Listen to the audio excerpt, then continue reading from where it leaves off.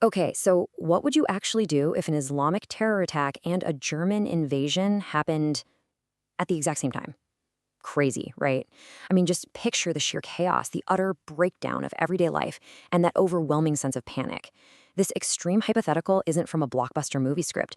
It's a direct thought experiment pulled right from our source text today, and it's absolutely designed to push our understanding of societal collapse to its absolute limit. Welcome to today's Explainer. I'm so glad you're here because we are embarking on a really fascinating journey through the human psyche. We're diving into sources that explore how we, as human beings, process anxiety, instability, and a fundamental loss of control. And we're going to look at this from two completely different angles. First, we'll start on a macro scale with some truly extreme apocalyptic hypotheticals, and then we're going to funnel all the way down to a very micro, very real local economic transition. It's all about understanding how we navigate the unknown. So here's our roadmap for the explainer. We'll kick things off with the ultimate worst case scenarios before moving into identity, classification, and treason. Then we'll take a shift to reality. After that, we'll explore high standards and alienation. And finally, wrap up with Detroit after Big Auto. Let's get right into it. Section 1. The ultimate worst case scenarios. So, the author of our first source basically asks us to imagine modern security just totally unraveling. It constructs a scenario that forces us to think about how societies function when pushed way past the brink. Notice the sheer scale of the dual threats hypothesized here. On one side, you've got what the text calls terrorist dooms, which is specifically framed as an Islamic terror attack. And on the flip side, a German blitzkrieg hell tied to a sudden resurgence of right-wing Nazi sympathies. Now, the text wants us to imagine the collision of these two incredibly chaotic events happening simultaneously. It's literally an exercise meant to strip away every single illusion of safety and control.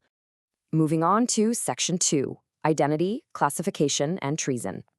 Okay, so if a society actually faced that impossible collision of events we just talked about, how would regular citizens react? When everyday rules just vanish, people inevitably search for a new anchor to survive by, right? Well, the source posits a highly specific and, frankly, kind of uncomfortable solution.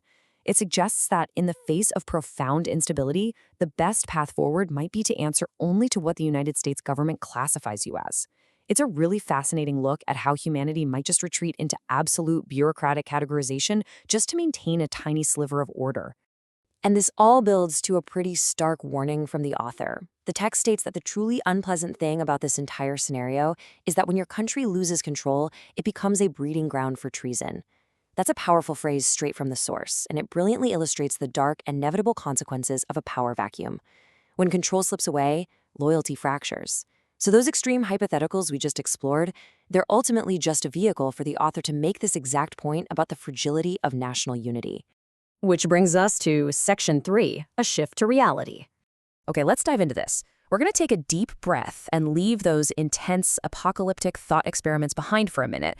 We're bringing our focus back down to earth, shifting from imagined global collapse to actual sociological realities.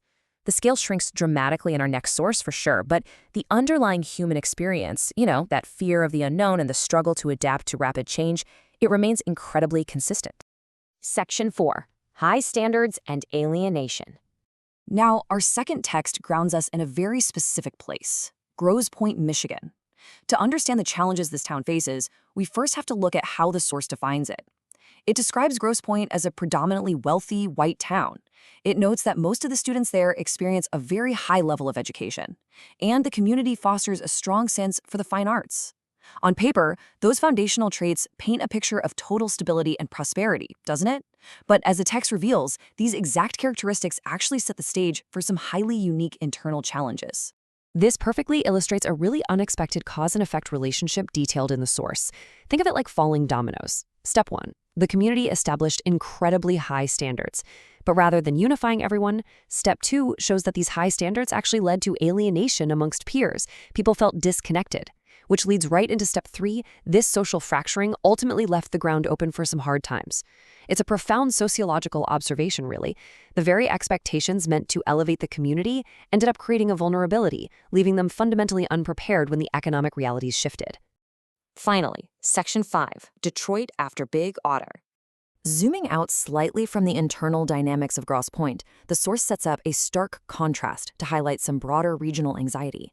While the text acknowledges that the rest of the United States is doing very well economically, locally, there's this heavy impending dread.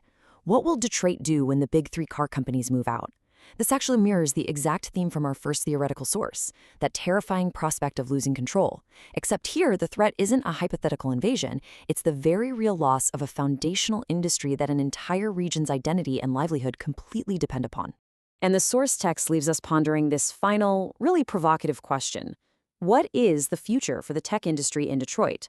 It's a question about survival, adaptation, and the search for a new identity after navigating some seriously hard times. Because whether it's a theoretical global collapse or a localized economic transition, how do communities redefine themselves when the world they knew just disappears? It's a fascinating question to leave you with, and one that definitely forces us to look closely at how we handle our own changing realities. Thank you so much for joining me for this explainer.